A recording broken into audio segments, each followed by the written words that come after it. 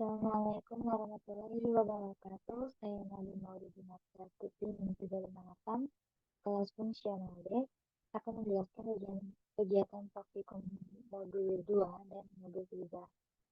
Yang pertama saya akan menjelaskan modul 2, yaitu modifikasi program yang telah dikerjakan sebelumnya pada modul 1 tentang sistem informasi peserta yang memiliki dua peran utama, yaitu ada admin dan peserta. Nah, di modul 2 ini diminta untuk menerapkan field function untuk fungsi yang belum field, menambahkan fitur time dan edit data, memodifikasi fungsi-fungsi di dalam kode modul sebelumnya dengan menerapkan lambda expression atau list comprehension atau binary method.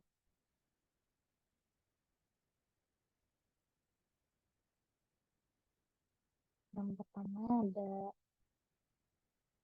inisialisasi database peserta, kemudian ada field function tambah peserta untuk menambahkan peserta baru oleh admin. Nah, ini untuk menghitung hasil peserta lolos atau tidak lolos berdasarkan nilai. Kemudian ini membuat dictionary data peserta dan menambahkannya ke database peserta. Kemudian mengembalikan pesan konfirmasi, yaitu data peserta berhasil ditambahkan.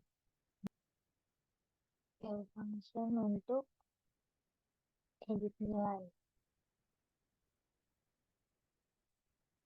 Menggunakan selanjutnya ada field function untuk mengedit nilai peserta oleh admin. Di sini kondisi pertama itu memeriksa validitas edit peserta. Dan jika edit peserta yang diberikan valid, maka dia akan masuk ke kondisi pertama. Namun jika edit peserta yang diinputkan tidak valid, maka dia akan mengembalikan pesan konfirmasi edit peserta tidak valid. Nah, jika dia valid, maka kita akan bisa mengubah nilai peserta dan hasil akhirnya berdasarkan nilai yang baru. Dan kemudian menampilkan nilai peserta dan hasil akhir oleh peserta. Jadi di sini itu fungsinya usernya itu dari peserta. Nah, jika edit pesertanya valid, maka dia akan masuk kondisi pertama. Jika tidak valid, maka dia akan mengembalikan pesan konfirmasi ID peserta tidak valid. Nah, jika dia valid, maka dia akan mengambil data peserta dari database peserta melalui ID. Kemudian ini lambda expression untuk mencari peserta berdasarkan nama.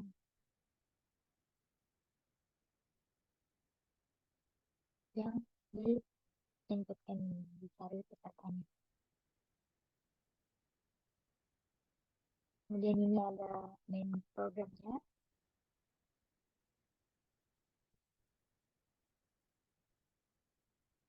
Di sini ada pilihan untuk inputan pilihannya, ada nomor 1, 2, 3, 4, dan 5. Nah, kondisi pertama,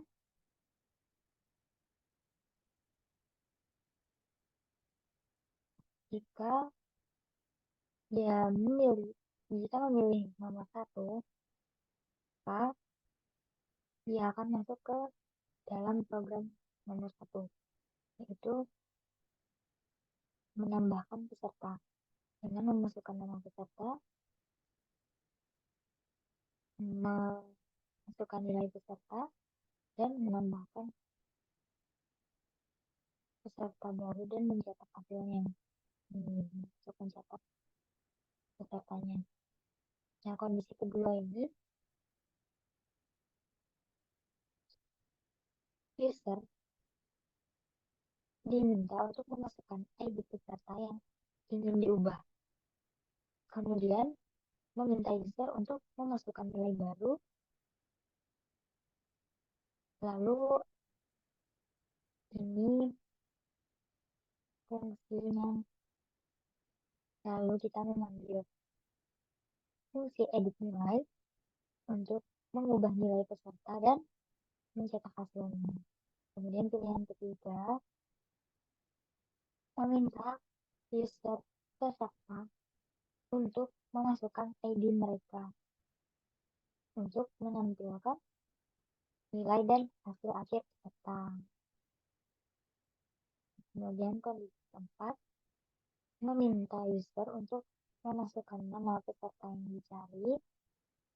Nah, dengan menggunakan lambda expression cari peserta untuk mencari peserta berdasarkan namanya. Dan jika hasil pencariannya ditemukan, maka akan mencetak informasi peserta pertama dari hasil pencarian.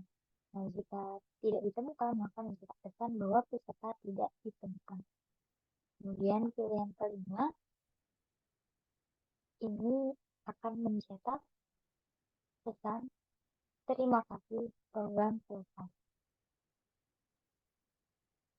Dan break ini untuk mengeluarkan kita dari looping program.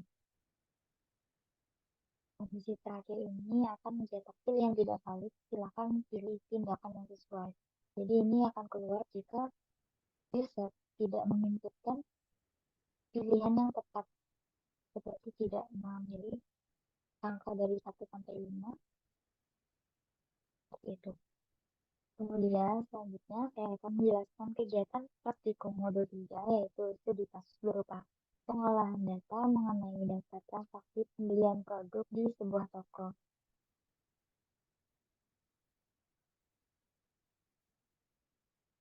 Di sini mencakup kompetensi, yaitu pertama, menghitung total harga untuk setiap transaksi. Kedua, memilih transaksi hanya untuk produk tertentu. Yang ketiga, menghitung total harga dari semua transaksi yang sudah dipilih. Yang keempat, menghitung jumlah item yang terjual dari produk tertentu.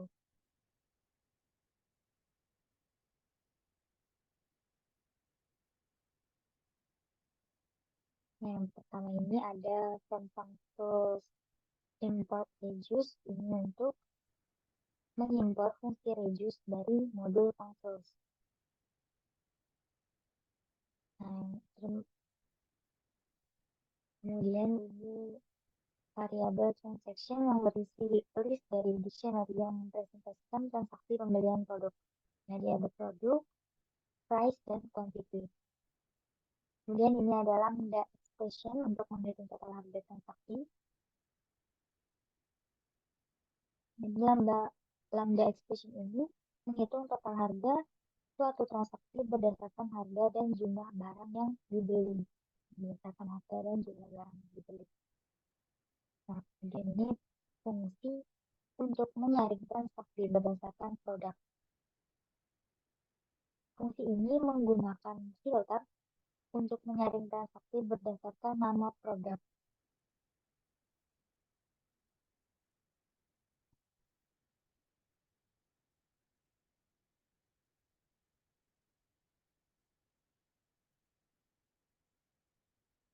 Ini produk filter input ini untuk user memasukkan nama produk yang ingin disaring. Kemudian ini untuk menyaring transaksi berdasarkan produknya. Jadi ini adalah list hasil penyaringan transaksinya berdasarkan nama produk yang dimasukkan oleh pengguna.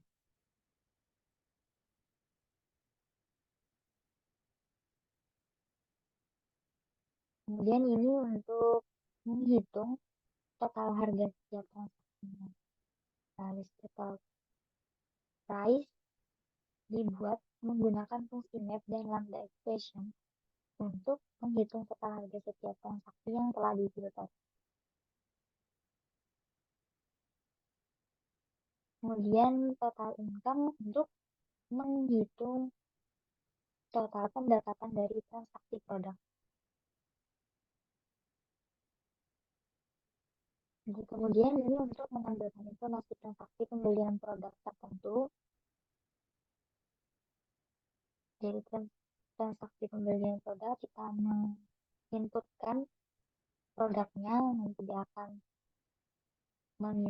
memfilter dari dictionary translation-nya. Kemudian ini untuk menampilkan total harga untuk setiap transaksi produk.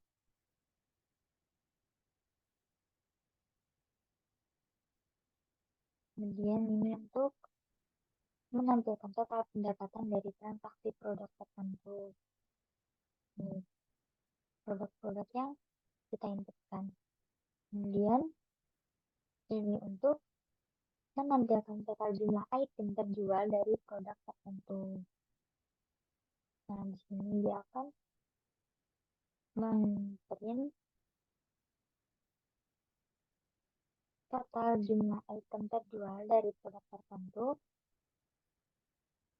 Kemudian sum ini untuk menghitung jumlah total item yang terjual dari produknya. Dari ini adalah list comparison yang mengambil nilai kuantiti dari setiap transaksi dalam hasil penyaringan. Jadi kita memiliki list yang berisi jumlah barang terjual dari setiap transaksi. Sekian penjelasan modul 2 dan 3 dari saya. Assalamualaikum warahmatullahi wabarakatuh.